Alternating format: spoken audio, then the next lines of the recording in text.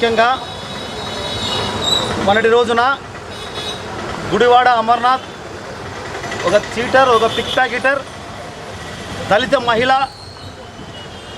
హోంమంత్రి అనితక్క గారి పైన చేసిన వ్యాఖ్యలకు ఖండిస్తూ అనంతపురం జిల్లా నుంచి మరి ఎస్సీసీఎల్ తెలుగు యువత ప్రజా సంఘాల ఆధ్వర్యంలో ఈరోజు గుడివాడ అమర్నాథ్పై వెంటనే చర్యలు తీసుకొని ఎస్సీ ఎస్టీ కేసు బుక్ చేసి అరెస్ట్ చేయాలని చెప్పేసి పెద్ద ఎత్తున మరి తెలుగు యువత ఆధ్వర్యంలో ఈరోజు అనంతపురం నగరంలో కూటన్ పిఎస్లో కంప్లైంట్ ఇవ్వడం జరిగింది.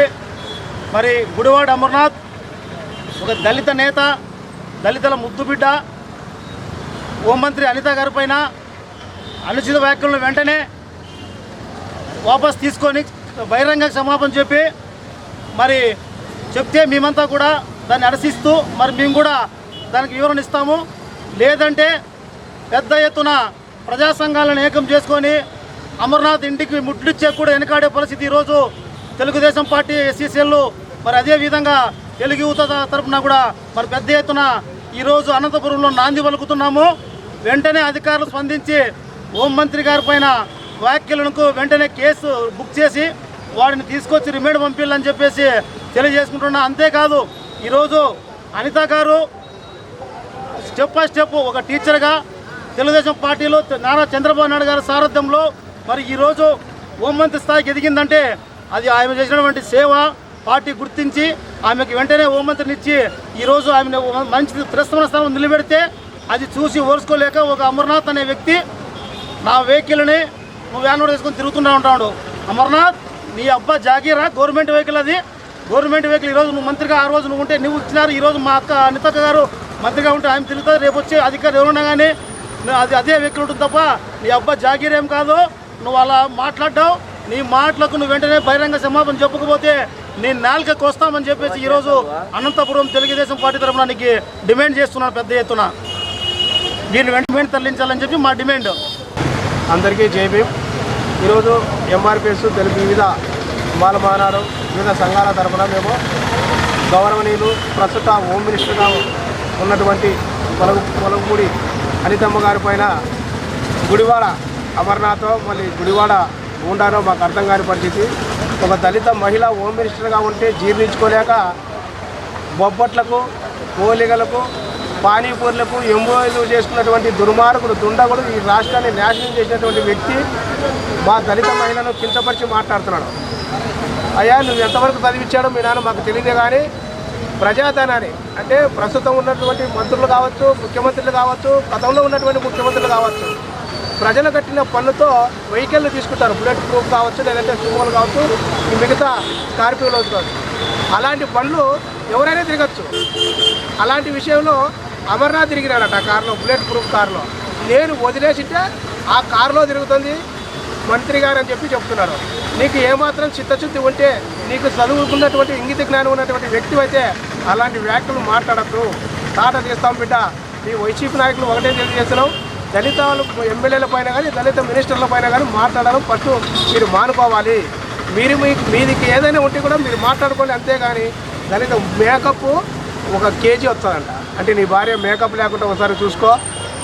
పట్టపగలు చూస్తే పట్టపగలే కళ్ళకి వస్తానే.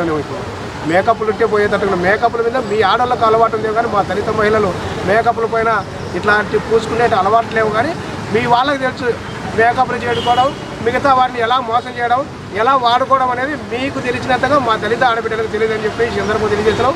మరొక్కసారి గుడివాడ అమరనాథ్కు చెప్తున్నాం, ఏ రోజైనా కానీ ఐటీ శాఖ మంత్రిగా ఉండి ఏ పరిశ్రమ తీసుకొచ్చావు నువ్వు చెప్పు. ఆ రోజు అసెంబ్లీలో మాట్లాడి నీకు సిగ్గు, శరం, మాన మర్యాద ఏమైనా ఉందే. నువ్వు ఒక అమ్మకు పుట్టినవి అయితే ఏది దాని ఏమంటారు, బొబ్బట్లకు ఈ ఎంబోయిలో సంతకాలు చేసినావు అధ్యక్ష అంటున్నావు. సిగ్గులేదా నీకు? నువ్వు ఒక మాజీ మినిస్టర్గా పేలూరు అయ్యి మీ వాళ్ళను 11 సీట్లకు తీసుకొచ్చి పెట్టారు. ఎస్సీ ఎస్టీల జోలికి ఎవరైతే వస్తారో వాళ్ళందరికీ ఏ పార్టీ అయినా కావచ్చు, ఏ పార్టీకైనా కూడా ఇదే గుణపాఠం చేస్తారని చెప్పి ఈ సందర్భంగా తెలియజేస్తున్నాం. అదేవిధంగా ఒక దుర్మార్గులు, ఒక రౌడీ చీటరు మర్డర్ చేసి డ్రైవర్ సుబ్రహ్మణ్యాన్ని చంపినటువంటి ఎమ్మెల్సీ అనంతబాబుని ఇప్పటి వరకు కూడా పార్టీలో కొనసాగిస్తారంటే మీరు రౌడీల పార్టీనా, రౌడీలను ప్రోత్సహించే పార్టీనా అని చెప్పి జగన్మోహన్ రెడ్డి గారిని పూర్తిగా మేము సూటిగా ప్రశ్నిస్తున్నాం. కాబట్టి అక్కడ ఉన్నటువంటి ఎవరైతే గుడివాడ అమర్నాథ్ ఉన్నారో దళితులపైన అటువంటి వ్యాఖ్యలు చేసినందుకు నూటంలో ఇప్పుడే ఎస్సీ ఎస్టీ కేసు నమోదు చేసి అనంతపురం జిల్లాకు తీసుకొని వచ్చి అరెస్ట్ చేసి రిమాండ్ పంపాలని చెప్పేసి ఇక్కడ ఉన్నటువంటి సిఐ సార్ గారిని పుల్లయ్య సార్ గారిని కూడా మేము కోరడం జరిగింది. ఆయన కూడా సానుకూలంగా స్పందించి ఎస్పీ గారి దృష్టిలో డిఐజీ మేడం గారి దృష్టిలో పెట్టి మేము కేసు ఎఫ్ఐఆర్ చేస్తామని చెప్పి పోలీసులు తెలియజేయడం జరిగింది. కానీ 79 సంవత్సరాల స్వాతంత్రం వచ్చినప్పటికీ దళిత ఎమ్మెల్యేలకు కానీ దళిత మహిళలకు కానీ దళిత హోమ్ మినిస్టర్లకు కానీ ఈ పొద్దుటికి భద్రత లేకుండా పోతుందంటే చాలా దుర్మార్గంగా ఇండైరెక్ట్గా కుల దృశ్యాన్ని చేయకుండా కేవలం దళితురాలనే చెప్పే అనుచిత వ్యాఖ్యలు చేశాడు.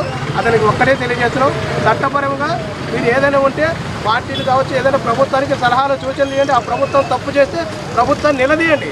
దానికి మేము దళిత సంఘాలుగా సపోర్ట్ చేస్తాం. అంతేగాని వ్యక్తిగతమైనటువంటి మా దళిత ఆడబిడ్డల పైన మీరు ఇలా చేసినారనుకో ఏ రోజు కానీ అనంతపురంకి వచ్చినప్పుడు మీకు తగిన బుద్ధి చెప్తాం. అనంతపురం జిల్లాలో మిమ్మల్ని అడుగుపెట్టినాం మాజీ మినిస్టర్ గారు అని చెప్పి అతనికి తెలియజేసుకుంటూ హెచ్చరిస్తున్నాం. జై భీమ్. అందరికీ జై భీమ్. 2 డేస్ కిందట వైఎస్ఆర్సీపీ మాజీ మినిస్టర్ గుడివాడ అమర్నాథ్ గారు ఇప్పుడు ఉన్నటువంటి ప్రస్తుత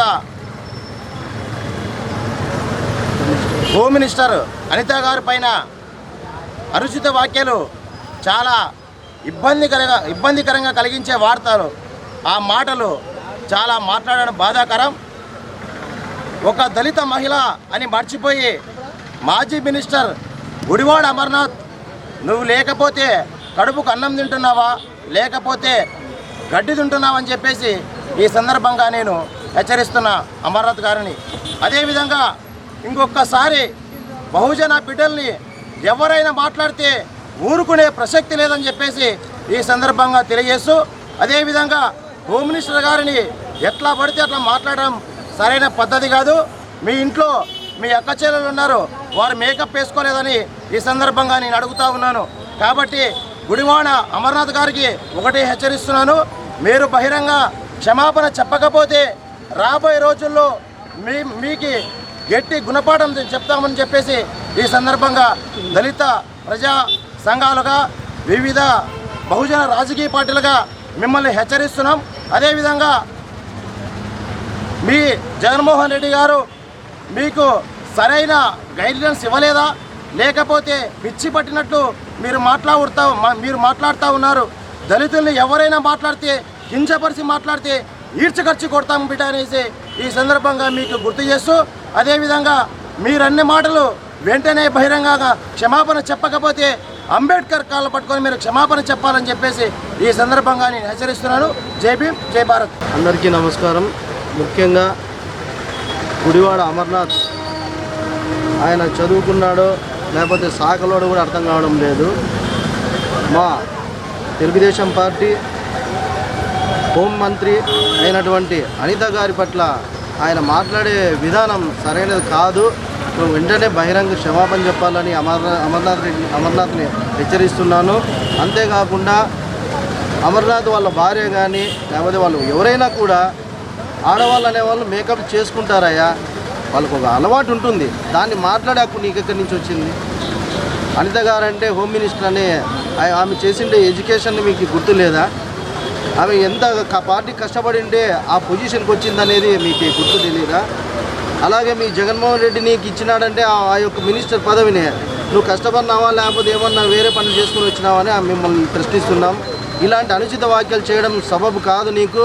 ఎందుకంటే స్త్రీలని ఆత్మగౌరవంతో వాళ్ళు ఎంతో మనం ప్రేమిస్తున్నాము, వాళ్ళని గౌరవిస్తాం. అలాంటి గౌరవాన్ని నువ్వు లెక్క చేయకుండా మాట్లాడడం అనేది చాలా ఇది దుర్మార్గపు చర్య నీది. ఇలాగే నువ్వు కొనసాగితే మాత్రం జీవితంలో నువ్వు ఏ పార్టీలో కూడా ఉండకుండా నిన్ను చెప్పులతోనూ పరకలతోనూ కొట్టి తరిమి కొట్టే పరిస్థితి నువ్వు తెచ్చుకుంటున్నావు. అమర్నాథ్, ఇదే నీకు చెప్తున్నాం. మర్యాదపూర్వకంగా నువ్వు అంబేద్కర్ విగ్రహం దగ్గరికి వచ్చి అక్కడ అంబేద్కర్ గారికి పాలాభిషేకం చేసి నువ్వు క్షమాపణ చెప్పి మా దళిత బిడ్డల పైన ఇలాంటి అనుచిత వ్యాఖ్యలు జీవితంలో చెయ్యనని నువ్వు నీ ముక్కుని నేలకు రాయాలని ఈ సందర్భంగా ఎస్సీసీఎల్ తరఫున నేను హెచ్చరిస్తున్నాను.